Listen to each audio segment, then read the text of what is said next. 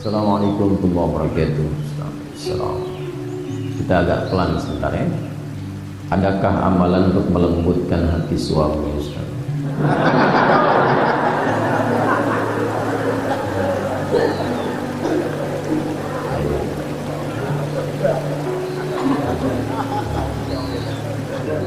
Ini dulu ya. Agar berhenti main game dan merokok.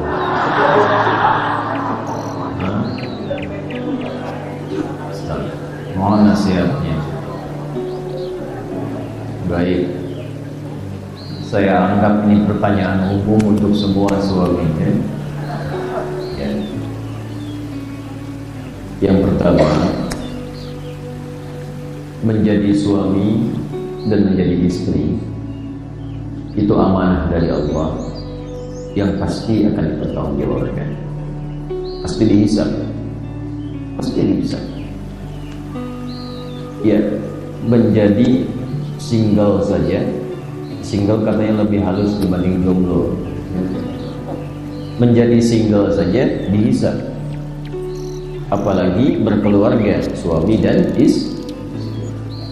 Apa yang dihisab dari suami, apa yang dihisab dari istri? Pertama, kita diminta diingatkan dulu, diingatkan oleh Al-Quran di surah 66 At-Tahrim di ayat yang ke-6. Ya ayyuhalladzina amanu qu anfusakum wa ahlikum. Hei para ayah, ibu, suami istri yang masih merasa punya iman. Begini cara bacanya. Kalau ada ayat dibuka dengan kalimat iman, berarti keimanan kita dipertaruhkan. Ingat itu ya. Semakin kita semangat menunaikan informasi di ayat itu, menunjukkan imannya kuat. Semakin lemah, imannya lemah. Tidak dikerjakan, bermasalah iman.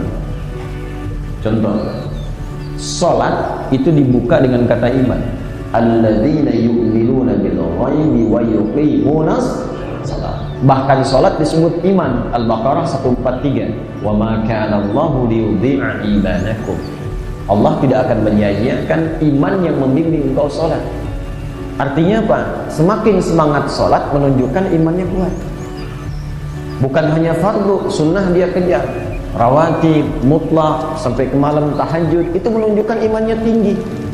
Bahkan kalau di surah keempat An-Nisa ayat 103, semakin tinggi iman, semakin tahu waktu sholat. Tahu dia. Ya? Inna salata kanat 'alal mu'minina kitaban mawquta. Terjemah bebasnya, orang beriman itu tahu waktu sholat. Saking tahunya, sebelum sholat sudah siap-siap. Kan ada iman standar tuh.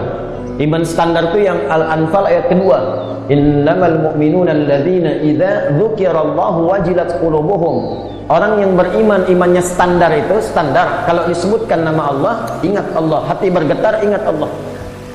Kapan disebutkannya? Saat azan. Menunjuk sholat. Ya, tadi subuh jam berapa? 454 ya. 454, 455. Berapa lagi? Terjadi perbedaan pendapat. Baik, ambil yang paling agak jauh, 455 misalnya. Ya, 455. Allahu Akbar, Allahu Akbar, 455. Langsung, oh ya Allah, sudah azan, siap-siap. Itu iman standar. Standar. Yang hebat itu sebelum dipanggil sudah siap-siap karena dia tahu waktu sholat. Subuh 455, saya mesti bangun jam 4. Saya mesti bangun paling telat 4:30. Itu iman kuat. Yang repot subuh 4:55 baru bangun 5:44. Ya, balik. Nah, jadi kalau kita ingin berkata dulu, kita ambil teori dasarnya dulu. Kalau dibuka dengan kata iman, amalannya menentukan tingkat keimanan. Ada iman yang ditempatkan di keluarga. Contohnya tadi, dibuka dengan kalimat iman. Ya ayyuhalladzina amanu. Hei semua orang yang merasa telah punya iman. Qu anfusakum wa ahlikum nara. Maka para ayah, para ibu, suami, istri, jaga keluarga. Ada amanah yang dihisab di hari kiamat. Jangan sampai satu anggota keluarga terkena ancaman neraka. Hati-hati. Maka bagaimana menyikapinya? Maka diberikanlah oleh Allah kepada ayah, ibu tanggung jawab tersendiri supaya mampu menjaga keluarga dengan baik. Untuk ayah, untuk suami, misal Quran surah ke-4 An-Nisa ayat 34. Pelan-pelan, lihat baik-baik. Ar-rijalu qawwamuna 'alan nisa bima faddalallahu ba'dahum 'ala ba'dhin wa bima anfaqu min amwalihim. Suami-suami itu ditunjuk, diamanahi oleh Allah dengan 2 tugas pokok. 1, melindungi, merawat, memanage keluarganya, memimpin keluarganya. Qawwam itu melindungi, memperhatikan, merawat, memimpin. Itu qawwam. Punya tugas perlindungan. Dan perlindungan pertama pada keluarganya adalah perlindungan dari yang mengganggu imannya, karena itu yang menentukan bertemu Allah. Jangan sampai nanti ada anggota keluarga lemah iman, lemah ilmu. Harta itu nomor 3. Lemah iman, lemah ilmu, lemah harta. Itu yang dimaksud Quran surah 4 di ayat ke-9. وَلْيَخْشَى الَّذِينَ لَوْ تَرَكُوا مِنْ خَلْفِهِمْ ذُرِّيَّةً ضِعَافًا.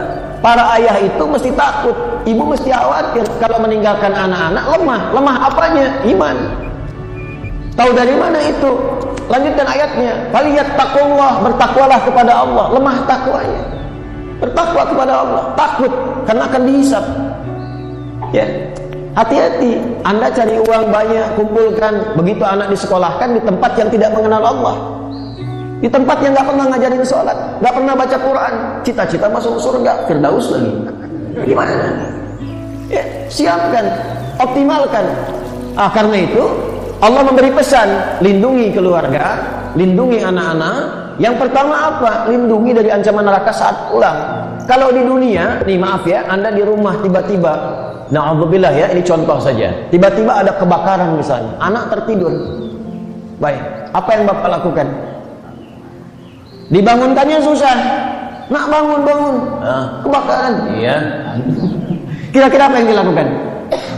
Anda gendong, Anda tarik kan? Kenapa? Karena sayang.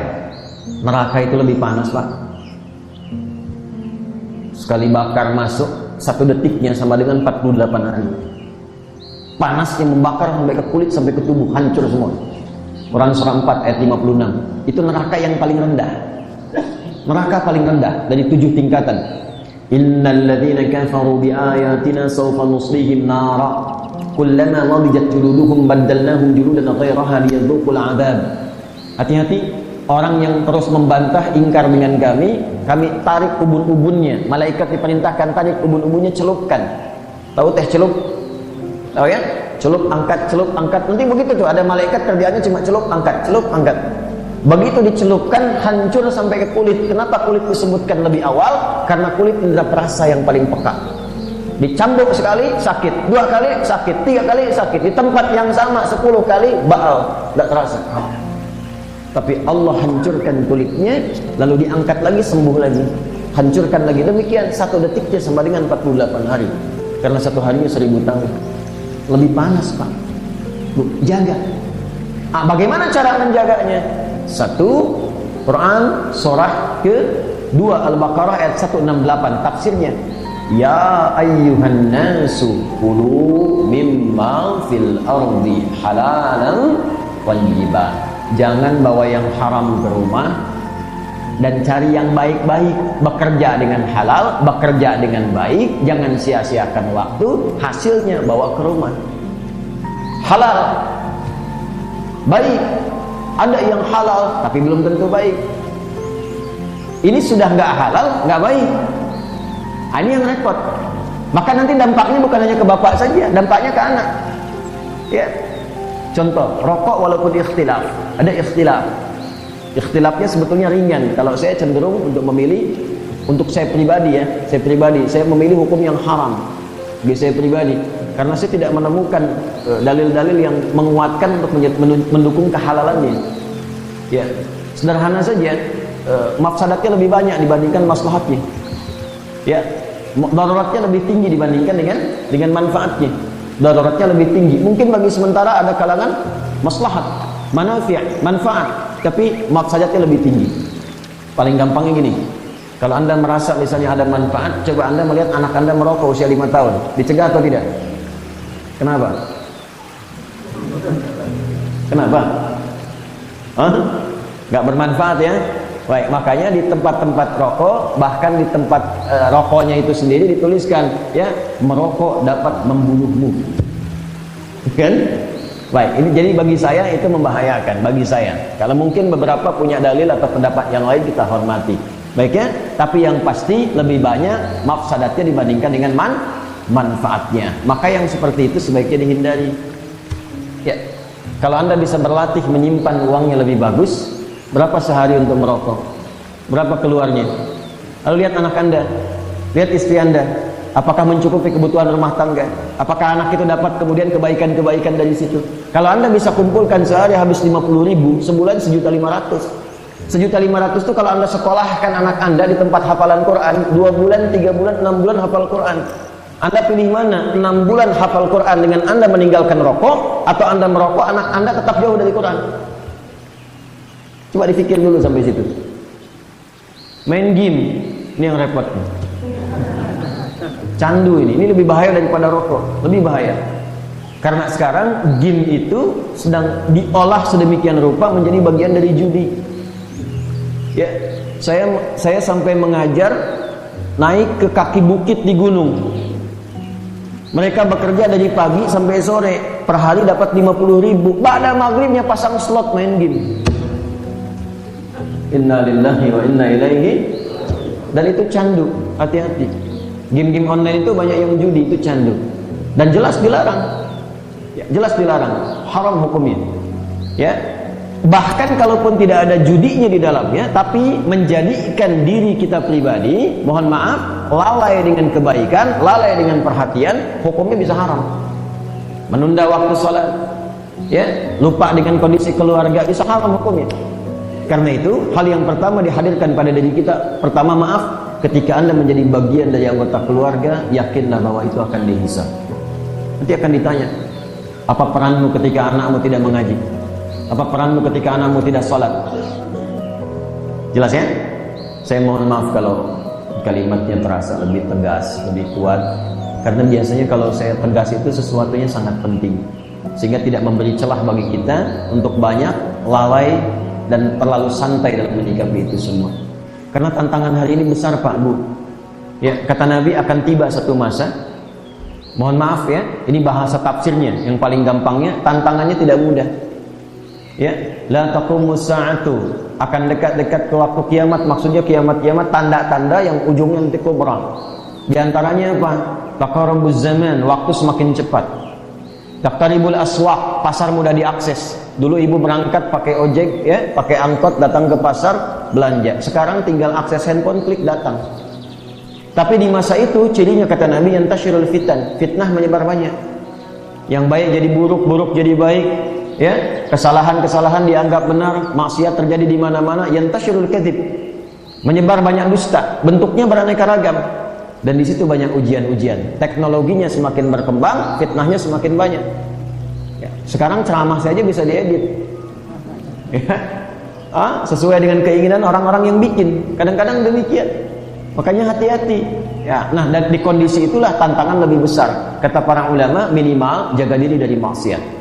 Maka itu bertakwalah kepada Allah. Kalau sedang main game, ingat-ingat akan dihisab nih. Ya. Kalau sedang merokok, ya mungkin punya timbangan beda-beda. Jangan jadikan hukum umum apa yang saya sampaikan. Ini bagi saya pribadi, kalau Anda mau ikuti ya silahkan. Kalau tidak, kita hormati. Ya, jangan dipotong videonya lalu dimunculkan, dibentur-benturkan satu dengan yang lain. Tidak begitu. Ya. Nah, kalau sedang merokok, ya pikirkan dulu maslahat nggak, manfaat nggak. Asapnya itu kan nempel juga tuh, baunya bahaya juga. Ya, bermanfaat gak untuk anak-anak? Jangan-jangan bapak yang perokok, anaknya nanti yang kena kanker paru. Ya, anaknya yang kena dampaknya. Hati-hati, ya, hati-hati. Insyaallah.